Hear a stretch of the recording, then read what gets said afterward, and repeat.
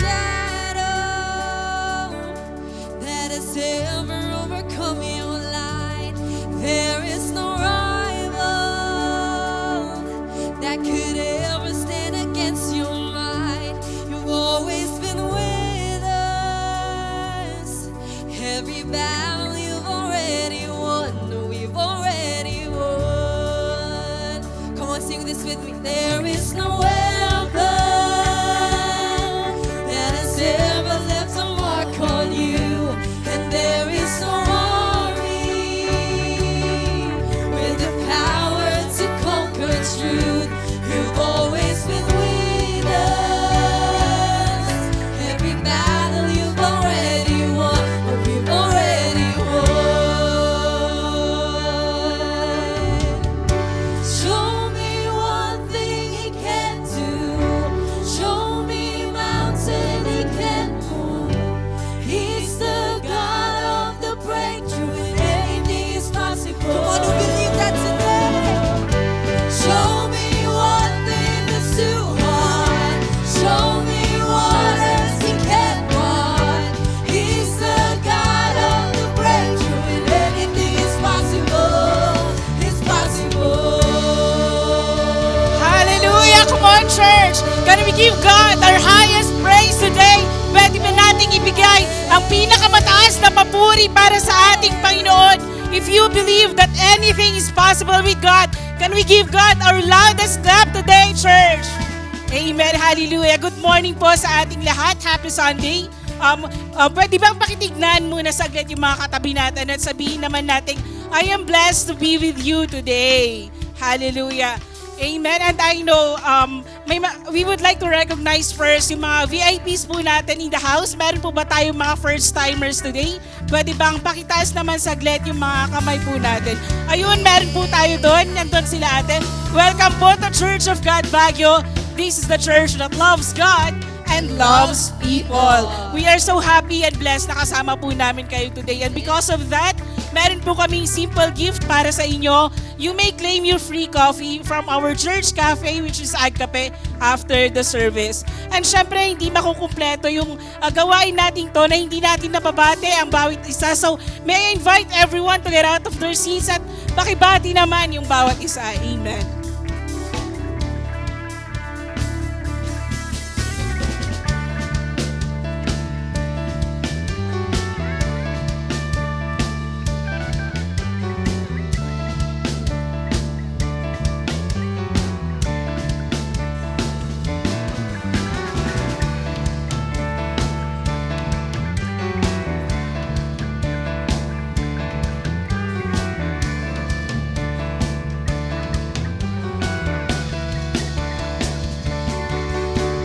Hallelujah. And I know we're all excited to give praise to our living God. But before that, here are just some of our few church announcements. First on the list, syempre, on January 25 na po ang grand opening ng ating Agkape. So let's be there and let's continue to show our support to our church cafe. And syempre naman, every Sunday and every service, meron po tayong Kids Sunday School sa ating third floor ng ating building. So sa may mga kasama pong kids, pwede nyo po silang dalhin sa third floor or you may approach our ushers sa likod for further assistance. And syempre, I know na miss nating lahat ang ating revival night. Amen po ba? Pwedeng pakitanong naman yung katabi mo kung na-miss mo ba ang ating revival night. And on February 4, mag-resume na po ang ating revival night. That will be our first revival night for this year. So, let's mark our calendars and syempre mag-invite na rin tayo ng mga makakasama pa natin. And lastly po, for our men's and ladies ministry, magkakaroon po ng first fellowship ang men's on February 7, February 7,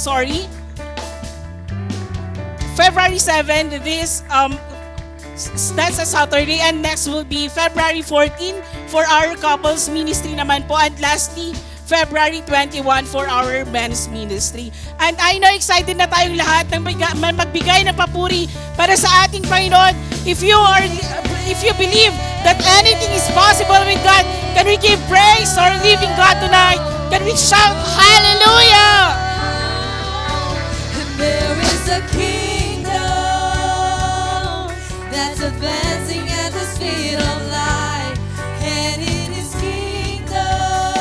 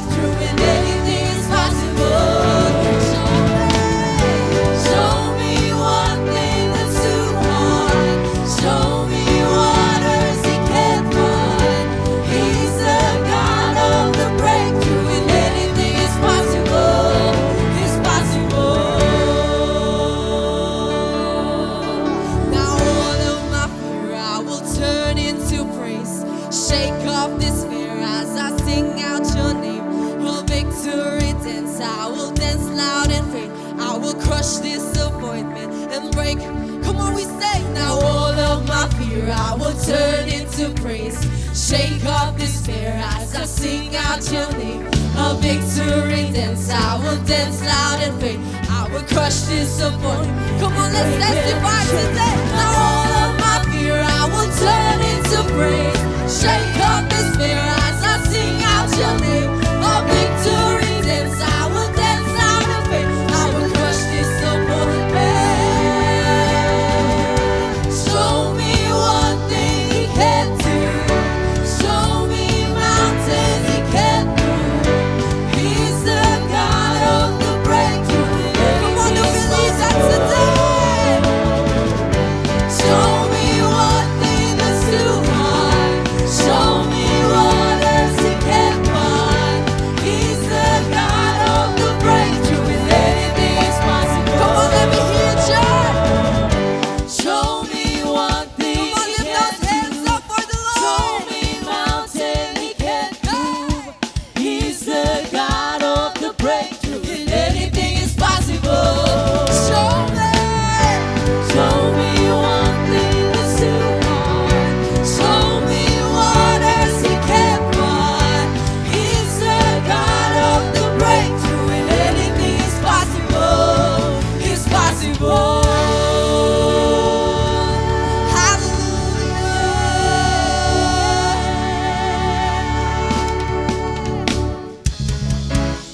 Come on, let's continue to worship the Lord today, for He's able to do anything in their lives. Amen.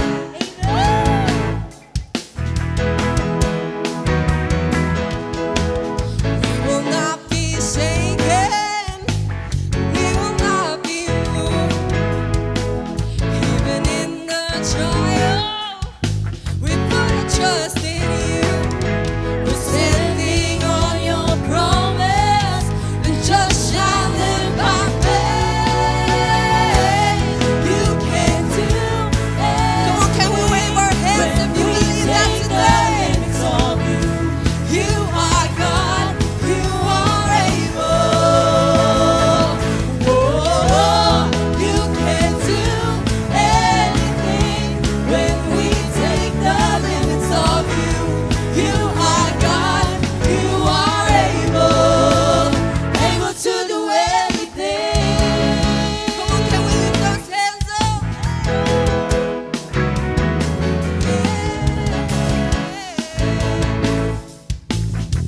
Come on, we sing it one more time. We will not be shaken. And we will not be moved. We will not be moved. Even in the trials, we put our trust in you. We're standing on your promise. The just shall live by faith. You can do anything when we take the limits of you. You are God. You are able. Oh, you can do anything when we take the limits of you. You are God. You are able. Able to do anything. Come on, can we clap our hands to our great God? This is our declaration for today, that we're not fighting in victory. We're fighting from victory. So let's declare this with our hearts. So we will praise you in advance, like the victory's in hand, knowing you are not a man that you would lie. If you say victory will come, by your faith we believe it's done. We receive it. We receive it. Come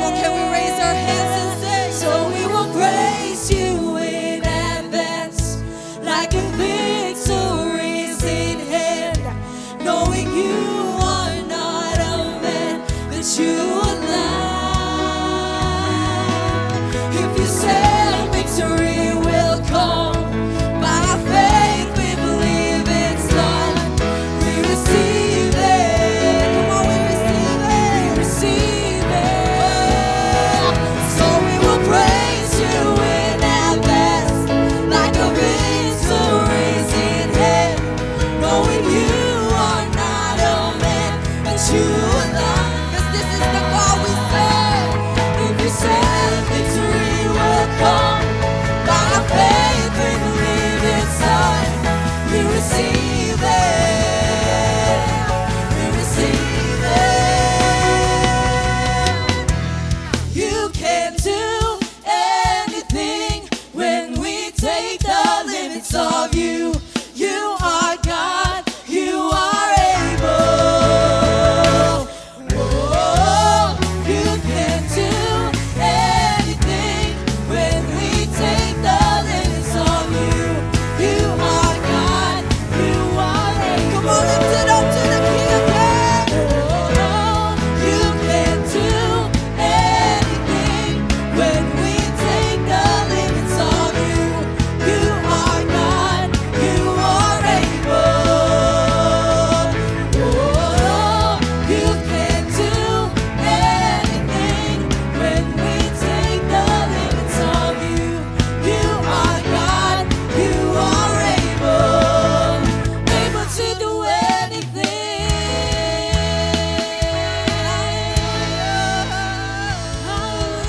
Come on, can we lift it up to the King of Kings?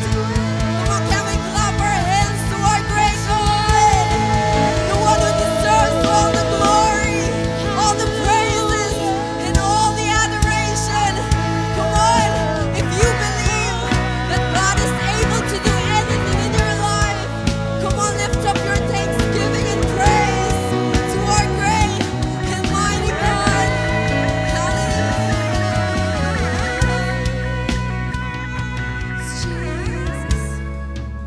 Jesus, you are worthy of all the praises, of all the glory and honor.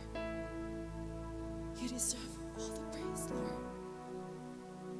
So we thank you, Lord, for your presence in this place. We thank you, Lord, for the goodness that never fails. You who have been faithful with us throughout the past year will be faithful to us throughout this year. And we want to declare that you are faithful in our lives. So at this moment, Lord, as we worship you, we want to surrender everything to your hands. We want to surrender our plans, our desires into your presence, Lord. We want to declare that you'll be the center of everything that we do. Lord, inhabit the praises of your people today. Be the center of it all. Hallelujah.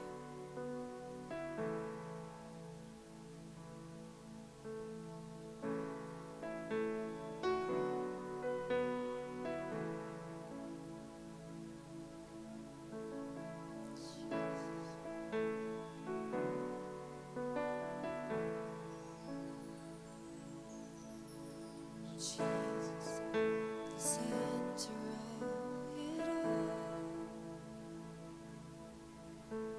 Jesus, be the center of it all. From beginning to the end, it will always be. It's always been you, Jesus.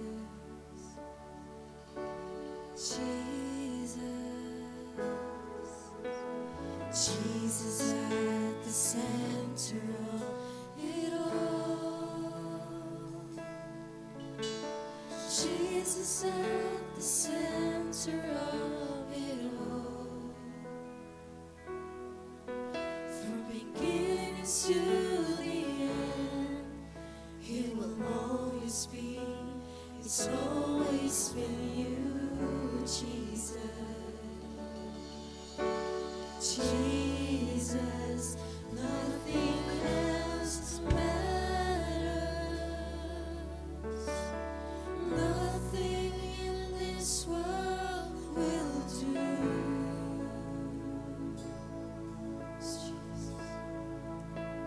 Jesus, you're the center, and everything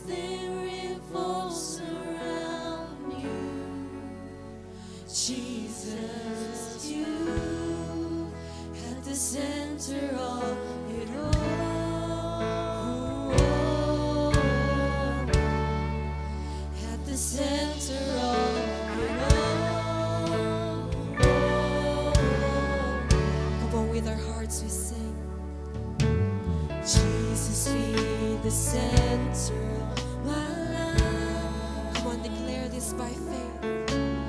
Jesus be the center of my life. From beginning to the end, it will always be. It's always been you, Jesus. Jesus, nothing else matters. Nothing in this world will do.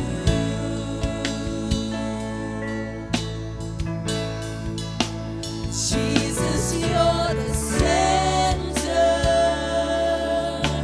and everything revolves around you. Jesus, you, nothing else matters.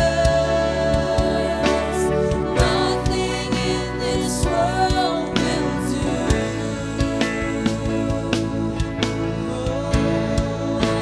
Jesus, you're the center,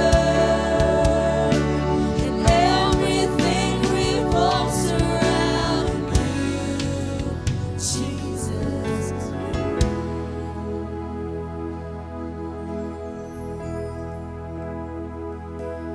From my heart to the heavens, Jesus be the center. It's all about you. Yes, it's all about you. From my heart to the heavens, Jesus be the center. It's all about you. Yes, it's all about you. From my heart to the heavens, Jesus be the center. It's all about you.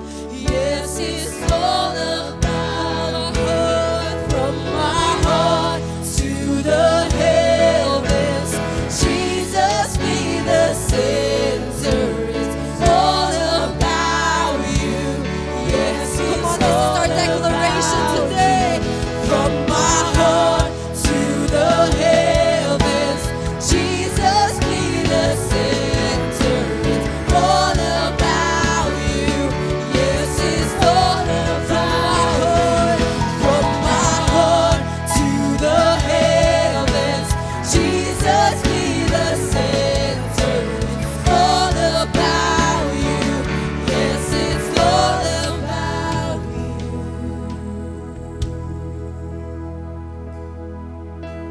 Jesus be the center of our church. Jesus be the center of our church.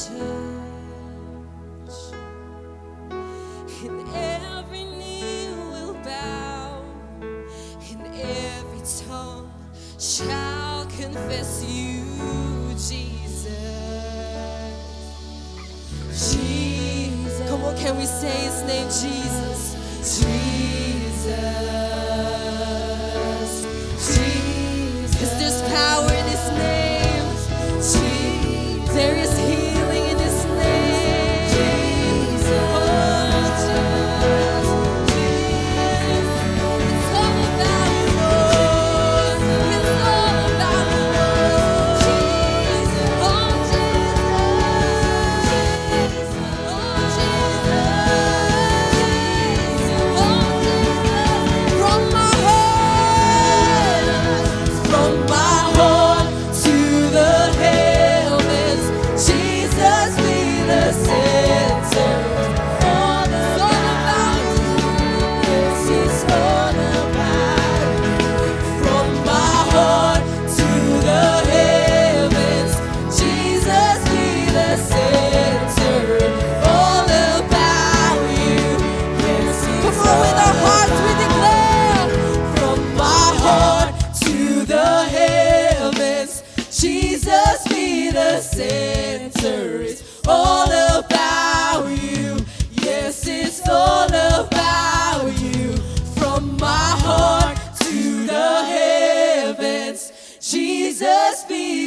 center. It's all about you.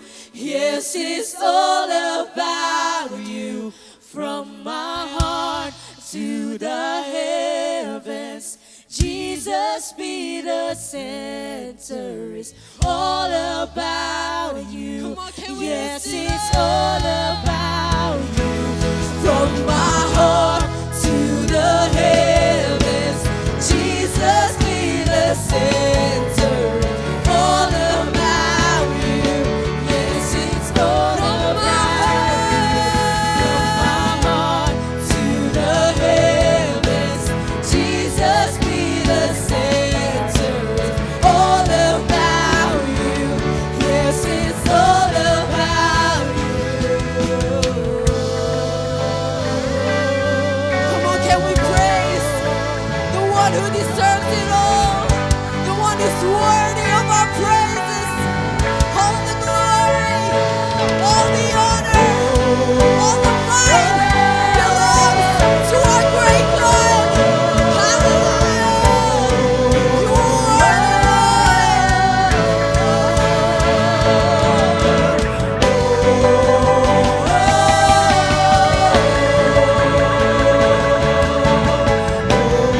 Come on, can we lift our hands and say, you are worthy of it all. You are worthy of it all, Jesus. For from you are all things, and to you are all things. You deserve the glory. Come on, it's worthy. You are worthy of it all. Yes, you are worthy of it all. For from you are all things, and to you are all things. You deserve the glory. Come on, for the last time we declare, you are worthy of it all. 'Cause you are worthy of it all. For from you are all things, and to you are all things. For from you are all things, and to you are all things. For from you are all things, and to you are all things. You deserve the glory. You deserve it all. You deserve it all, Jesus. So worthy of it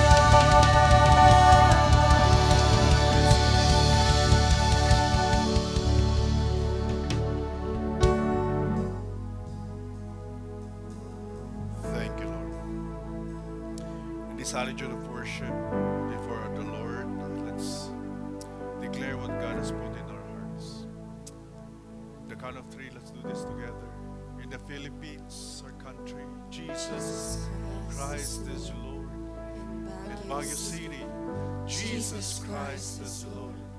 In our church, Jesus Christ is Lord. In our vision, Jesus Christ is Lord. in my life, in my family. Come on, let's hallelujah. Oh,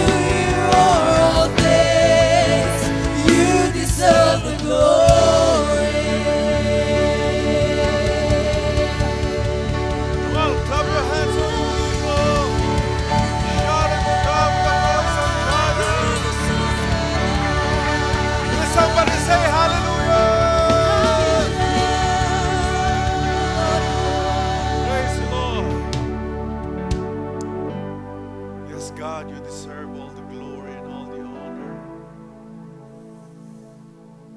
We worship you, our Heavenly Father. We glorify you, our Lord Jesus. We adore you, Holy Spirit. For it's not by might nor by power, but by your Spirit. Spirit of God, come in our midst today. We welcome you. We need you. We adore you. We love you. Embrace us, Spirit of God. Have your own way in this service. For we stand in your word. It's not by might nor by power, but by your Spirit. Holy Spirit, come in our midst today. Let's just invite the presence of the Holy Spirit in our midst. We invite you, Holy Spirit. We invite you, Holy Spirit. We invite you, Holy Spirit. We invite you in this church. We invite you in our service. We invite you in our mind, in our heart, in our words, in our family. We invite you, Spirit of God. Can we just vocalize our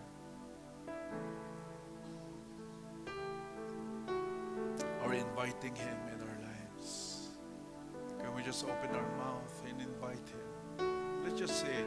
We invite you, Spirit of God. We invite you, Holy Spirit. We invite you, Holy Spirit. We invite you, Holy Spirit. We need you in our lives. We need you in this church. We need you in our hearts. We love you, Lord. Thank you, God. This afternoon, Spirit of God, we thank you for touching us, for being with us, and all throughout our journey as Christians. We need you as ever before. In this year, 2026, Lord, we need you in our lives, in our hearts. We love you, Lord. And God, as we are going to dive into your word, help us. Help us to know more about you. Help us, Lord, to stand in your word continually. We know, God, that our preachings and our messages are not with persuasive words of human wisdom, but it's a demonstration with the power of the Spirit of God. We give you all glory and honor and praise in Jesus' name. Everybody said, Hallelujah. Good morning, everyone. Sige nga po, pakibati po yung ating katabi ng good morning. Happy New Year to everyone. Ano po, praise God. At alam niyo po ba na, as I've always said, every time you come to the church, napakaganda po na expectant po tayo. Ano po? Are you doing that? Expectant po tayo na God may do something great in your life? Na this might be the day that God is going to answer your prayers. This might be the hour, the minute that God may give you the breakthrough in your life. Pero siyempre, importante yung expectant ka. Alam mo yun, nag-expect ka. Kasi sa Bible, sinasabi ho yun. Now faith is the substance of things hoped for. Di ba? We hope for. Meron po tayong inaasam. Meron po tayong minimithi. Meron po tayong dinidesire. Meron ba kayong dinidesire? Meron ba tayong pinagpipray? Meron ba tayong gustong gawin si Lord sa buhay natin? Di ba? So yun po yun. Yun po yung expectancy. Ina-expect mo na may gagawin si Lord sa buhay mo. And pagka ginagawa po natin yun, meron po talagang meron pong something great, supernatural na pwede mangyari sa atin. Pero syempre, kailangan consistent. Kailangan everyday. Kailangan every time you come to the church, meron pong gagawin. Okay? May na-expect ka na gagawin si Lord. At yan po yung sinasabi ng Bible sa atin. Amen? Praise God. So, this morning, welcome nga po natin yung ating mga first-timer. Meron ba? First time na umattend sa ating church? Ayun, oh. Sige po, tumayo po sila. Thank you, Lord. Welcome po natin. Salamat. Salamat. Ayun, meron po tayo dito. Thank you, Lord. Ano po? So, sige po, sabihin mo sa katabi mo, mag-invite ka next Sunday. Di ba? Amen. Hallelujah. Sige po, palakpakan po natin minsan pa si Lord. Ano po? Thank God. Na-announce po natin kanina, no? Yung ating revival night ay sa February, mag-start na po yon. At hopefully, prayerfully na talagang magkaroon po talaga tayo ng revival, no? Itong taon na to, di ba? Revival sa buhay natin, revival sa ating family, sa ating sources ng income, di ba? Sa lahat ng aspeto ng buhay natin na magkaroon po ng revival, di ba? Amen? So, sige po, before we dive into the Word of God, kasi marami po tayong pag-uusapan, sige nga po, please extend your hand toward me and please pray for me as I share the Word of God to you. Thank you, Lord. Hallelujah. Bless you, Lord. Yes, God, I receive you, Lord. I receive. Thank you, Lord. Love you, Lord.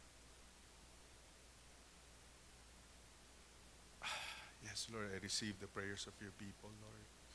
We ask, oh God, that you are going to touch us today, that our lives will never be the same again. Lord, let it be that even for the online viewers that we have online, Lord, Father, we ask that you're going to touch them as well. Lord, that every one of us will just feel your presence. We're just going to just have that joy that's filled with your presence, Lord. Joy unspeakable, full of glory. We believe in your word, God, as you said, it's not by might nor by power, but by your Spirit. Our preachings and our messages are not with persuasive words of human wisdom, but it's a demonstration with the power of the Spirit of God. In Jesus' name. Everybody said one more time? Amen. Praise God. Sige po, palapad po natin saglit si Lord. Amen. So, i-emphasize ko lang po ng mabilisan, itong ating libro, at for those who haven't had a copy, please grab a copy, mamaya po doon sa ating after the service, di ba? Praise God. At alam ko po na every time you come, at alam po natin na pagka natitignan po natin actually yung ating libro, you are going to be reminded, okay, on the importance of the third person of the Trinity sa buhay po natin. Amen? Praise God. So, sige po, let's go to the Word of the Lord today. Everybody, read the Word of God. Sige po.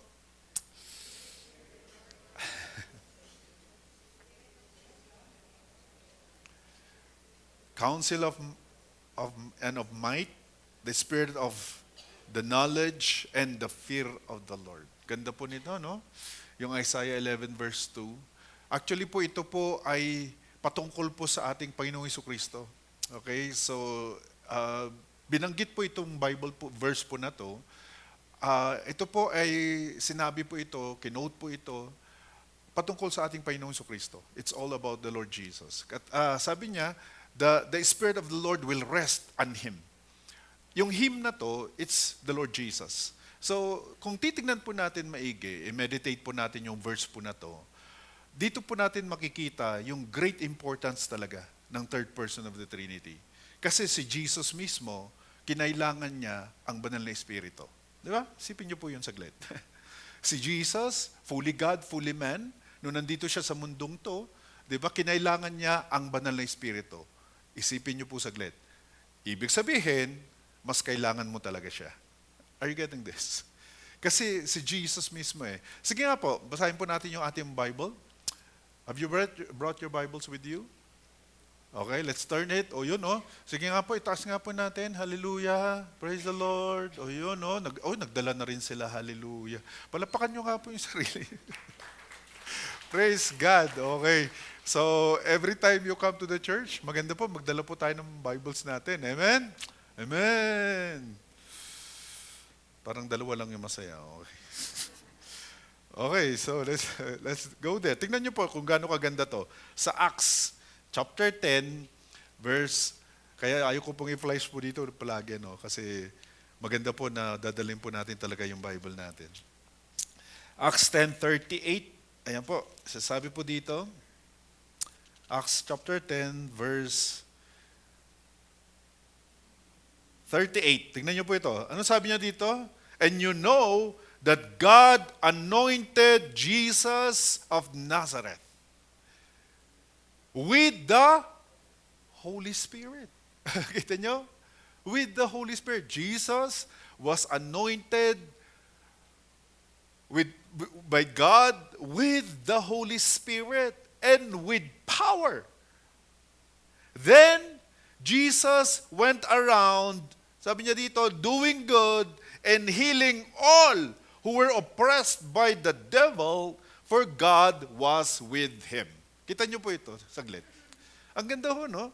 Si Jesus mismo was anointed by the Holy Spirit, kaya nakagawa siya ng exploits for God.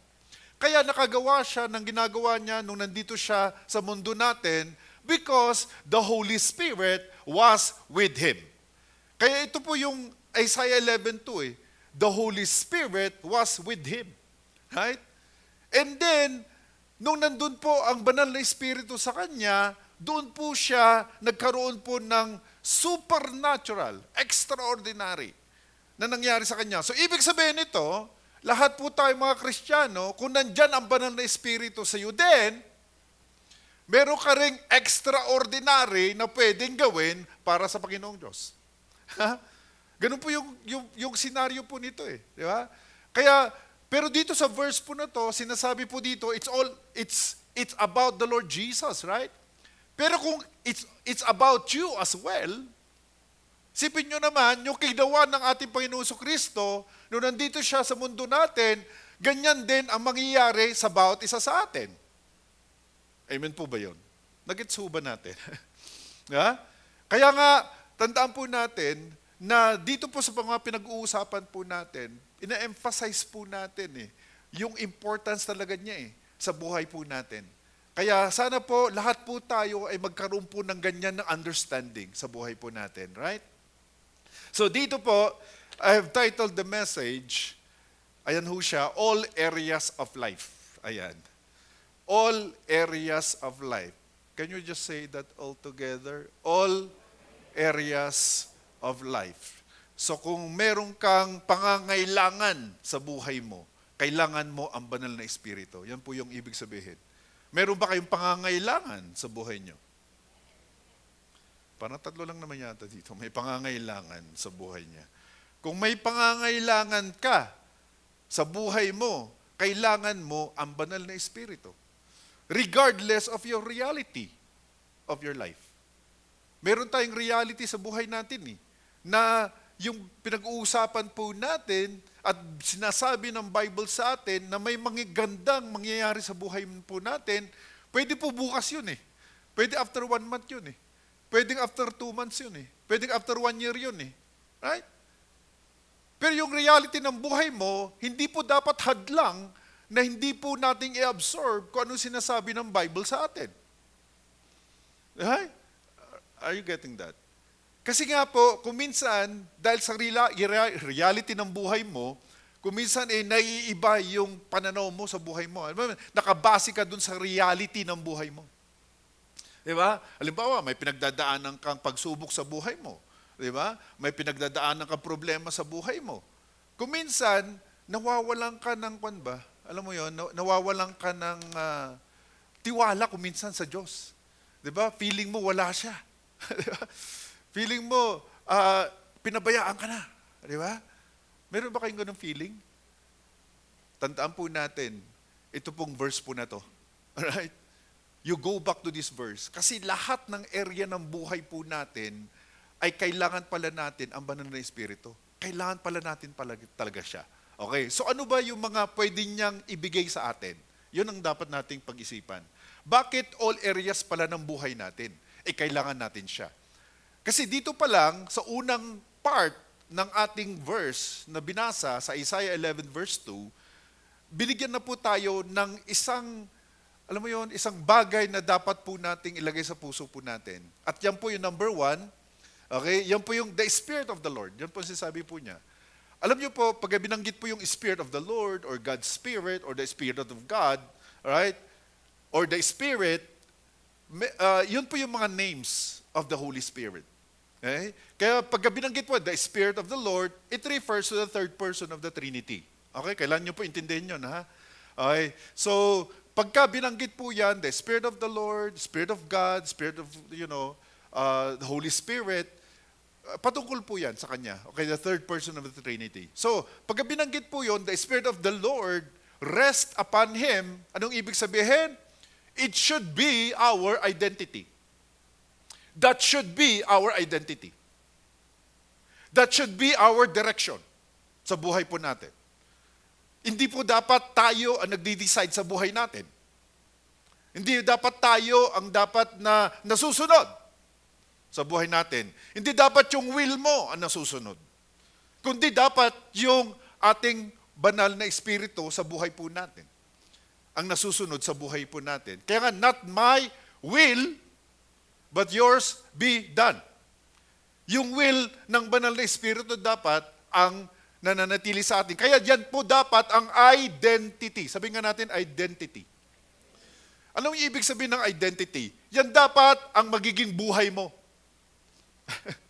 Yan dapat ang buhay natin. Referring to the Spirit of the Lord resting on Him. Isipin niyo po saglit yun. The Spirit of the Lord rest on Him. Paano ba mangyayari yun, di ba? Paano ba mangyayari that the Spirit of the Lord is going to rest upon us? What does that really imply, di ba? Ang ibig sabihin po niyan, nananatili ang banal na Espiritu dapat sa buhay po natin all throughout our journey as Christians. Sa isip mo, sa puso mo, sa bukang bibig mo, dapat siya ang nangunguna sa buhay po natin. Kaya paano siya magre-rest sa'yo kung hindi nangunguna sa buhay mo? Paano siya magre-rest, mananatili, ibig sabihin, sa buhay po natin kung hindi siya ang nasa isip mo? Paano siya nananatili sa buhay natin kung hindi siya ang bukang bibig mo? Paano siya mananatili sa buhay natin kung hindi mo siya ina-acknowledge sa buhay mo? At paano siya mananatili sa buhay mo kung hindi siya ang iniisip mo? Kung hindi mo siya ini-invite sa buhay mo? Kung hindi natin siya ina-acknowledge sa buhay natin? Kung hindi siya consistent sa buhay natin? Paano siya mananatili? Kasi yan dapat ang magiging identity natin. The Spirit of the Lord shall rest upon every one of us every day.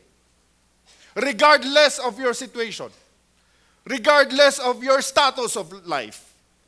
Regardless of your present reality of life.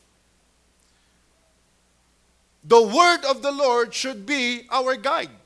That should be our identity and direction ng buhay po natin. Kaya nga po, very crucial to. Yung first part of this Isaiah 11 verse 2. Yung nangyari kay Jesus, where the Holy Spirit rested on Him, should be the same thing that should happen to each one of us. That the Holy Spirit should rest upon you.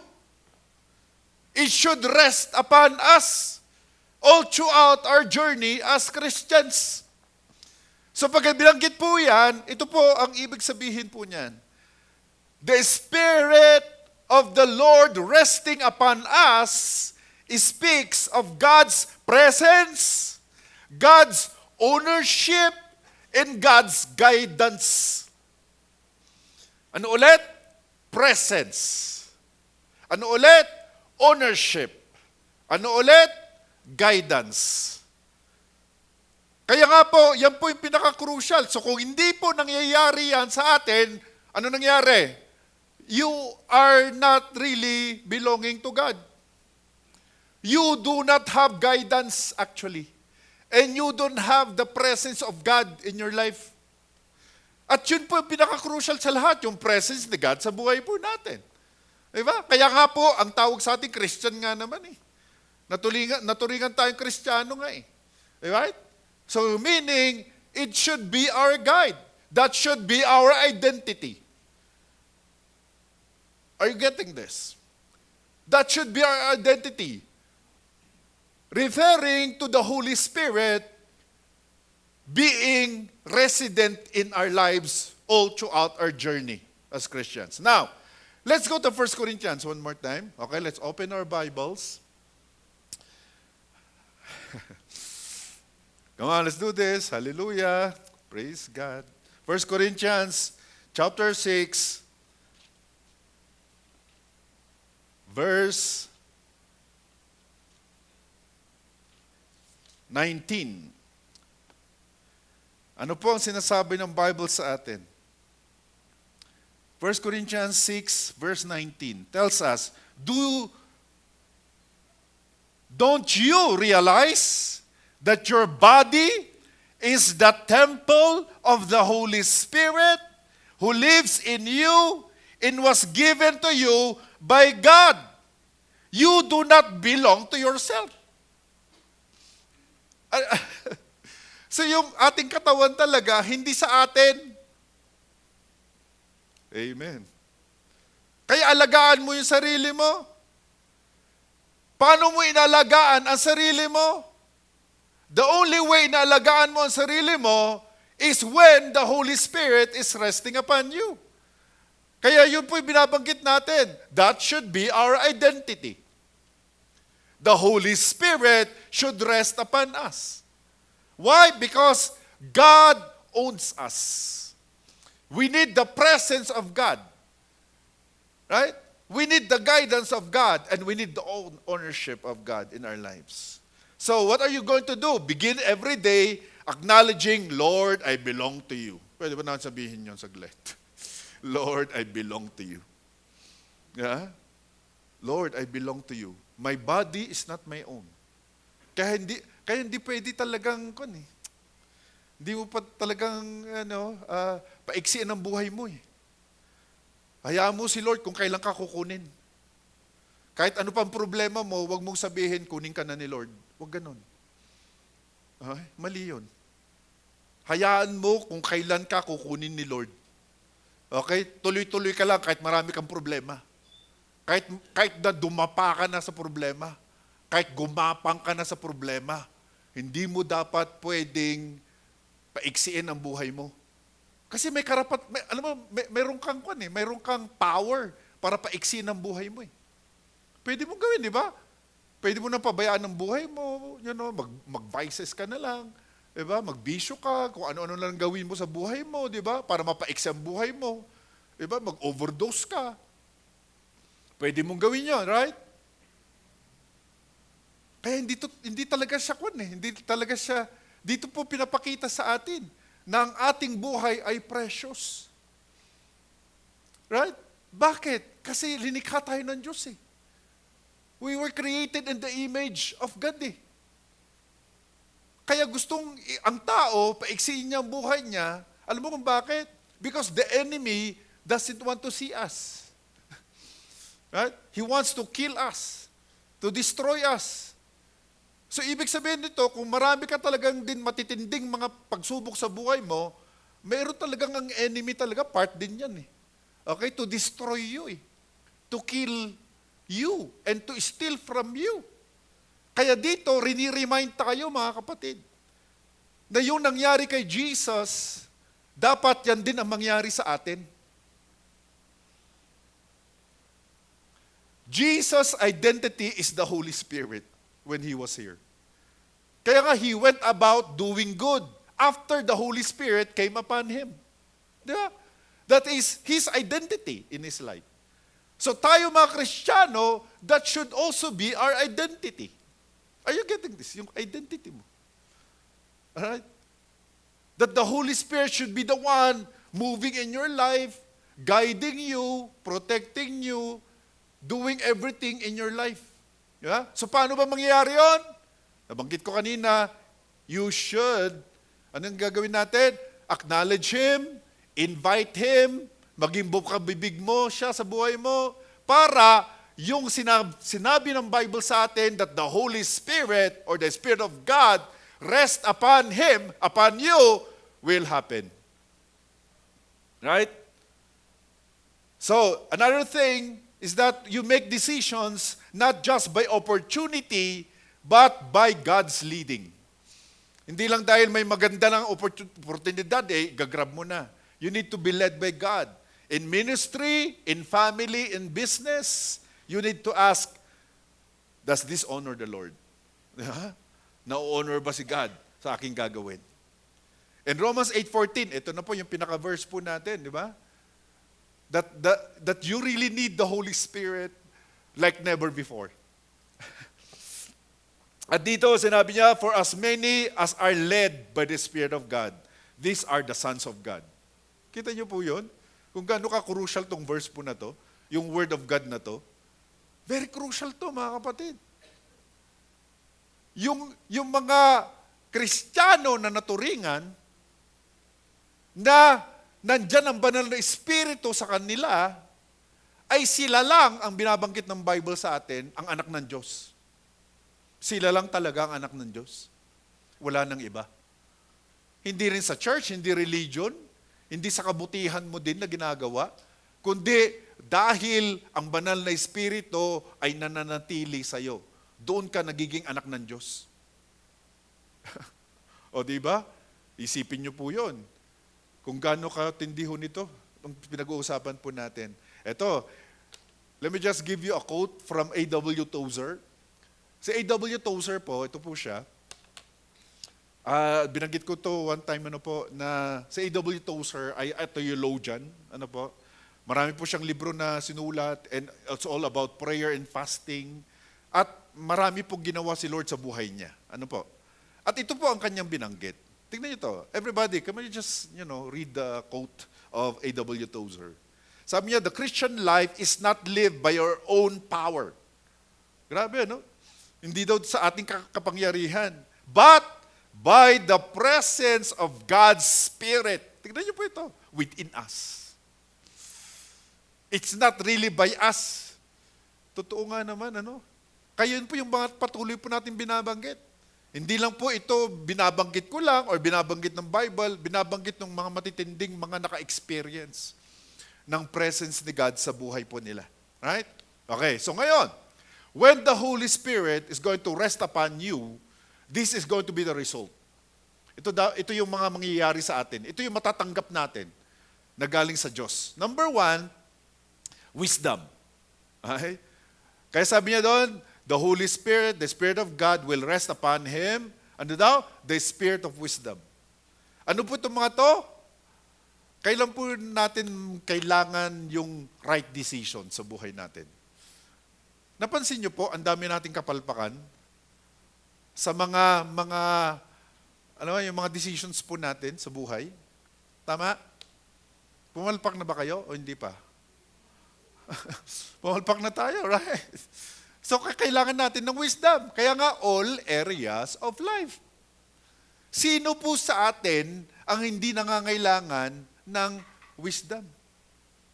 Lahat tayo kailangan natin. Bakit? Para hindi ka mamali ng desisyon. Kasi every day of our lives, we are making choices. Tama ba? O hindi? We are making choices. Kung pupunta ka dito, umattend ka dito, o hindi ka umattend, or mamaya, nag-iisip ka kung ano yung gagawin mo next week, hindi ako attend dyan, or attend ako, ang dami mo nating decisions sa buhay natin. Diba? At, tandaan nyo, para hindi ka magkamali, you need to have the wisdom of God. And the only way for you to have wisdom is the Holy Spirit resting upon us. How do we have the Holy Spirit resting upon us? By thinking of Him, by inviting Him, by acknowledging Him. Alright? Let me just say that again. The only way for us to have the Holy Spirit resting upon us, kasi yan ang pinaka-crucial dito . In order for you to have wisdom, you need to have the Holy Spirit resting upon you. Nananatili ang banal na Espiritu sa atin. Diba? So ngayon, pag hindi nananatili sa buhay po natin, ano mangyayari? Wala kang wisdom. Sarili mo na lang ang iniisip natin. Yung mga feeling mo maganda. Diba? Kaya nga sinasabi ng Bible sa atin, there's a way that seems right to a man, but it leads to destruction. Right? Kaya napaka-importante ang decisions natin, mga kapatid. And the only way para magkaroon tayo ng right decision is to have the Spirit of the Lord resting upon us. In Jesus' name. That is the very, very essential part in order for us to have the wisdom of the Lord. Kasi kung wala ang Spirit of God, there is no wisdom. Siya kasi ang source ng wisdom. So what is this? Wisdom is not intelligence alone, but it is God's ability to apply truth correctly in real situations. Sa buhay po natin, pagising mo pa lang, sa umaga, marami ka ng mga choices. Marami ka ng mga decisions. Kung papasok ka, hindi. Diba? Kung aating ka ng church o hindi, magbasa ka ng Bible o hindi, magpray ka o hindi, gumawa ka na mabuti o hindi. Diba? Ang dami mong mga decisions. Tama po ba? Ang dami mong mga choices. Tama po ba? Paano ka magkaroon ng right choice? Paano ka magkaroon ng right wisdom? The only way is to have the Holy Spirit resting upon you. Kasi yan po ang sinasabi po dito. So how do we apply this? We need to seek the Spirit's wisdom before major decisions. Di ba? Hindi yung parang instinct lang. Diba? Nag-sale lang sa SM. Binili na niya lahat. Tapos nawala na siya ng savings. Tapos, pagka nabili na niya, hindi pa niya nila pa kailangan. O, di ba? Tapos, bili ng mga pagkain. Tapos, na-expire. So, what are we going to do? Do not rush. Pray first, then act. Kaya nga, sabi nga, haste makes waste. Huwag kang magmadali. Sino sa inyo palagi nagmamadali? Pwede ba huwag ka na lang magmadali? Kasi nagmamadali ka doon sa trabaho mo kasi malilate ka na. Papara ka na sana kasi nagmamadali ka. May nakalimutan ka. Yung cellphone mo. O, babalikan mo na naman. Diba? O, tapos nagmamadali ka na naman. O, papara ka na. Ay, nakalimutan mo yung pamasahe mo. O yung eyeglass mo. O yung bag mo, nakalimutan. Haste makes waste talaga. Kaya bago ka gumawa ng isang bagay, kailangan mo talaga ng wisdom. And the only way for us to have wisdom, at yun ang binabanggit po sa atin ngayon, yung po yung message natin, you need to have the Holy Spirit resting upon you. Ask God not only what to do, but when and how to do it. O, di ba? Alam mo yun, hindi lang yung magagawa mo, yung kailangan mong gawin to, kundi paano ba gagawin ito? O, di ba? Ibang klase, ibang usapan. Yung alam mo yung gagawin mo, kailan ba gagawin, at paano gagawin. Yun ang wisdom. Kailan gagawin, at paano gagawin. Paano ba gagawin, di ba? Kailangan mo ng wisdom. At marami po sa atin siguro, di ba, nag-iisip ng source ng income, di ba? Paano ba gagawin? You need to have wisdom. Sa James 1:5, let's all read the Word of God. Come on, let's do this. Sabi niya dito, if any of you lacks wisdom, let him ask God. Di ba? Spirit of the Lord, I need wisdom in this decision. Okay? So ito, si Charles Spurgeon. Kilala niyo po siya? Isa po sa mga dalubhasa nung unang panahon, 18th century. Okay? Ito po siya. Theologian po ito. At alam mo, pag sinabing theologian kasi, sila po yung mga nag-doctorate, nag-double doctorate about the Bible talaga sa mga seminary. Grabe, puro ang buhay niya, talagang ginugol niya para basahin ang Bible, para basahin yung mga nasulat patungkol sa Bible, nag-aral siya. Ayun po, siya yun. At ang sabi niya, wisdom is the right use of knowledge. And, tignan niyo po kung gaano katindi nito. Sa dami ng kanyang kaalaman. Sabi niya, and the Holy Spirit is the source of wisdom. The Holy Spirit is the source of wisdom. Galing, ano? So, ibig sabihin nito, sa dami ng kanyang nalaman, sa dami ng alam niya, kung mayroon siya i-quote, okay, na isang bagay, sa dami naman nalaman niya, bakit siya naging magaling? Naging full of knowledge, full of wisdom? Sabi niya, ang source, it's the Holy Spirit. Grabe. Kaya siya nagkaroon po ng ganun na kaalaman. And number 3, the spirit of understanding. So, kailangan mo ng wisdom, kailangan mo din yung madaling makaintindi. Madali ba kayo makaintindi? Amen.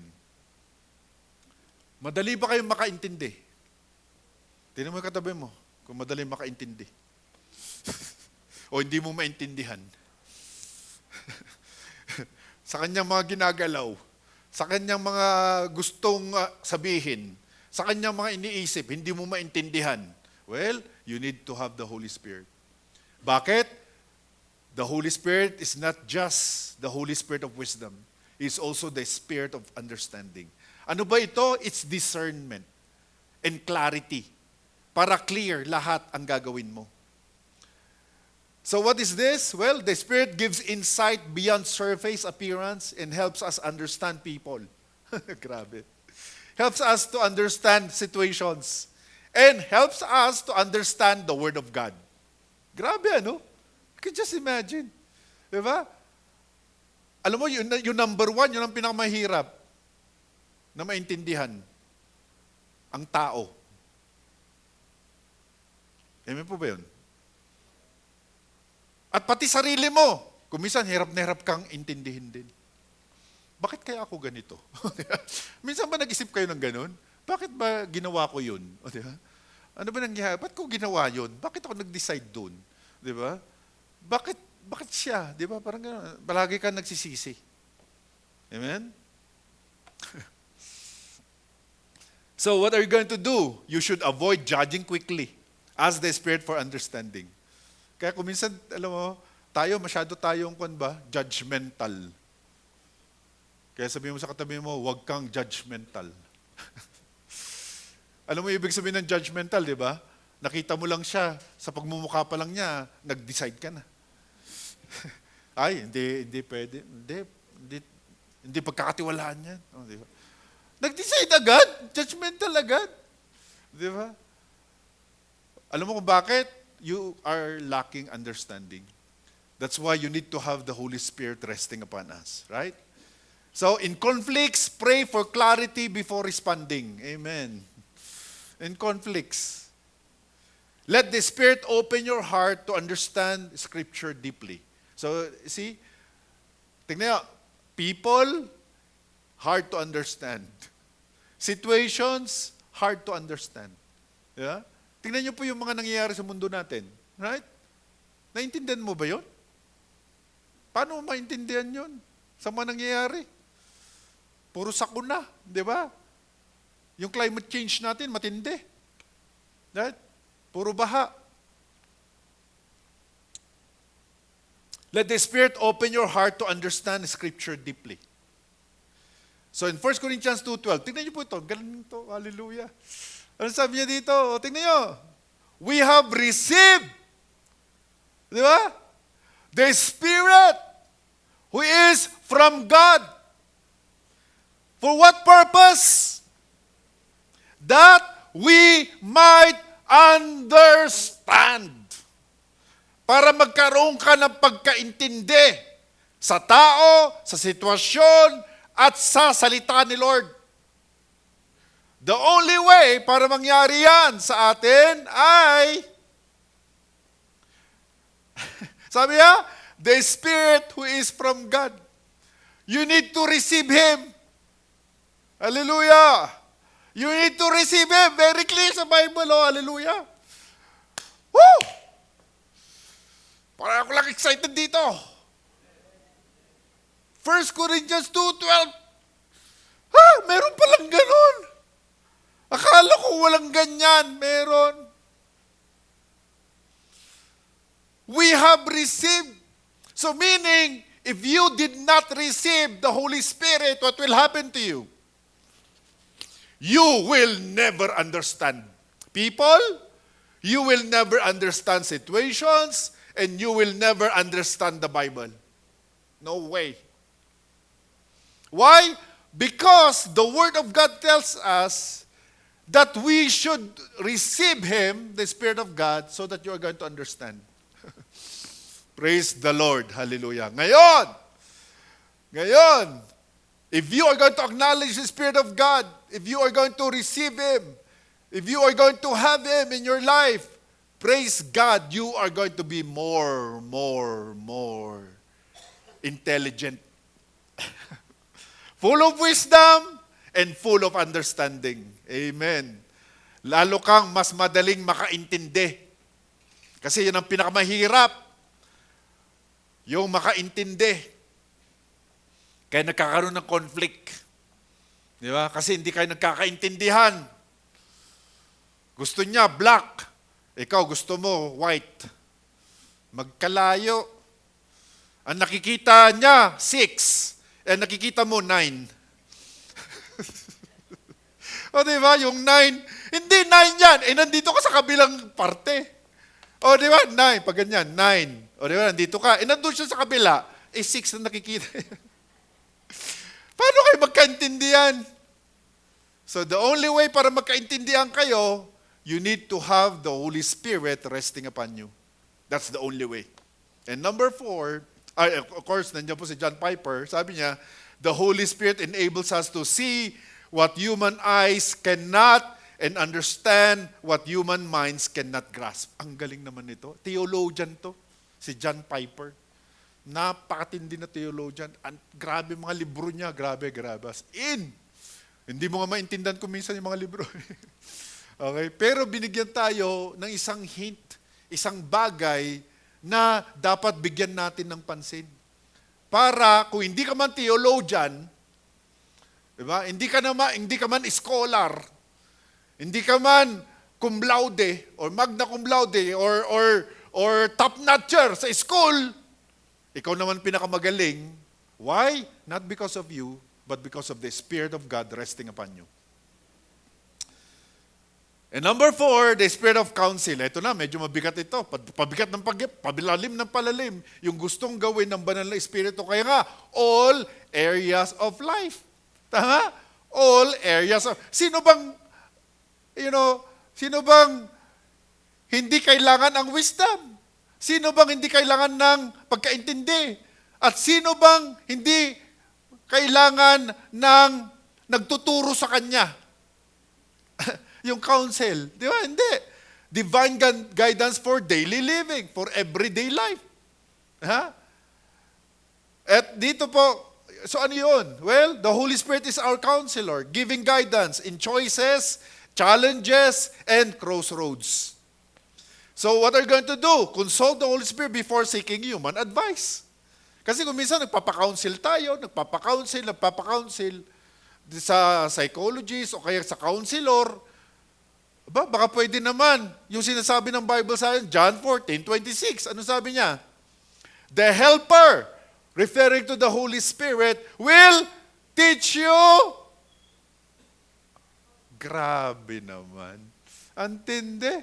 May mga, hindi ka ba alam? Siya magtuturo pala sa'yo. Amen. Dito ba kayo? Mga kapatid, the Holy Spirit will teach you all.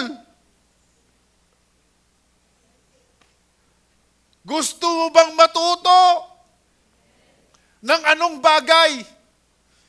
Psychology man yan, engineering man yan, law man yan. Oh, by the way, yung isang kasama natin ay nakapasa pala ng law, attorney na. Wow! Wow! Si Attorney She. Asan ba si Attorney She? Yung nag-announce kanina sa attorney natin. Palpakan natin ulit. Congratulate natin.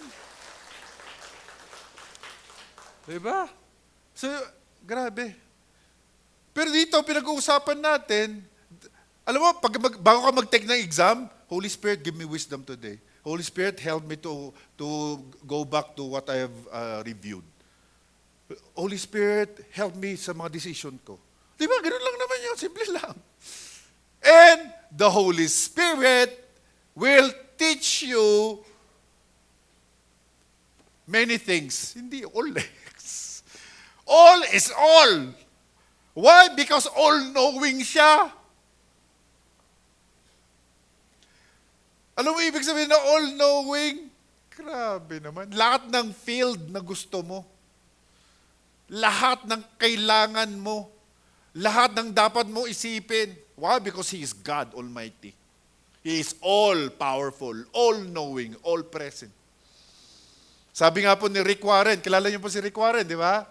Sino nakakaalam nun? Kay Rick Warren. Kilala niyo, di ba? Bong Villanueva Jr. Okay. Ayan yun na, si Rick Warren. Anyway, si Rick Warren po, siya po yung nagsulat ng libro ng Purpose-Driven Life na naging popular sa buong mundo. Sabi niya, the Holy Spirit, ang ganda nito, sabi niya, the Holy Spirit's primary role is not to drive us, but to guide us. Grabe. Kaya siguro naging best-selling din yung kanyang libro din eh. Di ba? Kasi nga siya talaga mag-guide sa'yo, mga kapatid. Gusto nyo ba ng guide? Alam niyo ibig sabihin ng guide, di ba? Para yung ano ba tawag doon? Yung pagka-tourist ka, di ba? Meron tayong guide, ang tawag doon guide eh. Siya nagtuturo, ito yung ganun mo, ito yung nangyari dito, ito yung history, sinasabi lahat, di ba? And number 5, the spirit of might. Ito na, matindi to. The spirit of might. Grabe. Minsan ba, nalobat ka na? Ay, hindi pa naman. Okay, malapit na, 1%. 2%, 3%. Kailangan mo isaksakan. Kailangan ka ng saksakan ng power of the Most High. Kasi nalobat ka na sa dami ng problema mo. Sa dami ng pinagdadaanan mo. Sa dami ng iniisip mo. Sa dami ng mga sitwasyon sa buhay mo. Pati yung hindi mo dapat isipin, inisip mo na. Paano kaya ang mangyayari kung makulong lahat sila? Parang ganun. Paano kaya ang mangyayari kung may lindol? Paano kaya kung darating na si Lord? Wag mo nang concern yun. Ang concern mo yung sarili mo. Okay? Ang concern mo, you need to have the Holy Spirit resting upon you. Yun lang ang concern mo. Wala nang iba. Okay, huwag mo na i-concern yung kapitbahay mo, di ba? Yung kapitbahay mo, paragi, di ba, lahat na lang. Chinismis na, lahat na concern mo. You know, dapat hindi mo na concern, kinocern mo na lahat. Amen? Dito ba kayo? Nakaka-relate ba kayo? O you need to have the spirit of understanding para maintindihan. So ano ba to? The spirit of might gives power to overcome weakness, to overcome fear, and to overcome opposition. Okay? Tandaan nyo we have an enemy, which is the devil, who wants to kill from you, to steal from you. Kaya dapat alam mo din that we have an enemy din eh.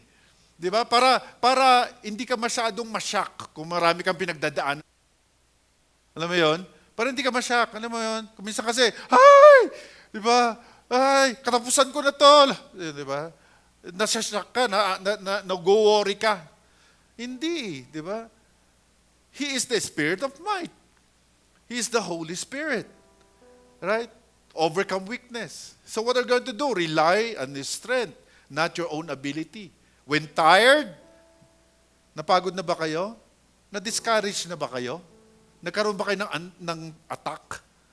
Pray for fresh in feeling. Step out in faith, even when you feel weak. Ano sabi niya 1 John 4:4? Come on, everybody read the Word of God. Ano sabi niya? He who is in you. Who is in you? 1 Corinthians 6:19, di ba? Ano sabi niya? He who is in you is greater. Woo! The Holy Spirit who is in us is greater than the devil who is in the world. Grabe. Kaya pala sinabi niya, not by might talaga eh. Nor by power, but by my Spirit. Si D.L. Moody, kilala po natin to. Isa sa mga tanyag na evangelist. We are not most powerful than we are most dependent on God. Kaya kung depende ka palagi kay Lord, ikaw ang pinaka-powerful na. Right? And then, lastly, the spirit of knowledge and the fear of the Lord. Yan po yung holy living. Diba? Knowledge and the fear of the Lord. Right? Paano ba to? Ano to? The Spirit teaches us to know God intimately and to live with reverence and obedience. Yan po yung holy living na sinasabi natin. Cultivate daily prayer. Choose obedience.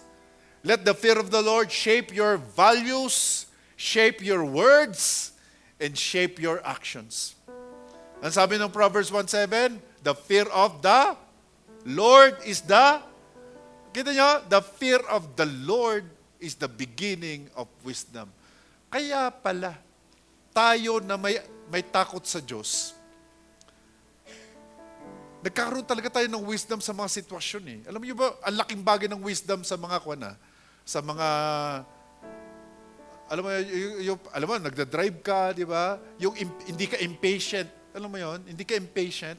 Kasi full of wisdom ka, may takot ka kay Lord na hindi ka makagawa ng masama. Di ba? Holy living na sinasabi. At pagka may takot ka kay Lord, ayan ang mangyayari, magkakaroon ka ng knowledge talaga. Yan ang unang-una, yun ang susi para magkaroon ka talaga ng knowledge na galing kay Lord.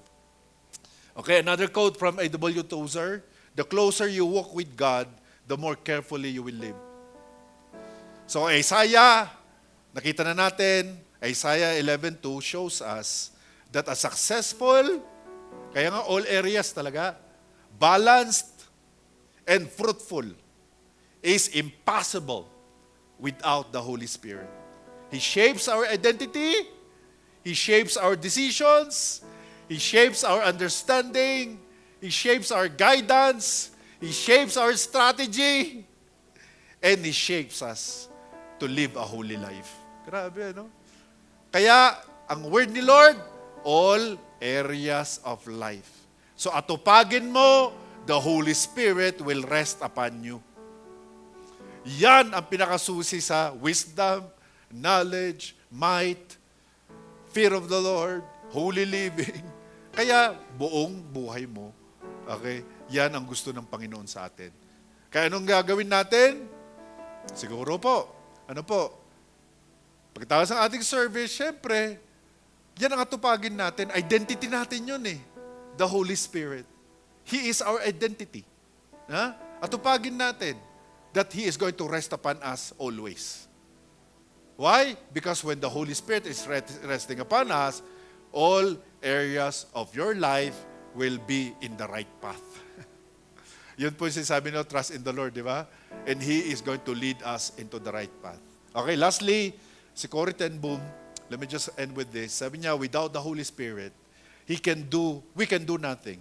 With Him, we can do all things. God calls us to do. Ang ganda naman, di ba? Tindi, no? Kilala niyo po si Corrie ten Boom, di ba? Siya po yung grabe ang pinagdaanan nito, evangelist po ito. Right? At ang nangyari sa kanya, may nagsamantala sa kanya.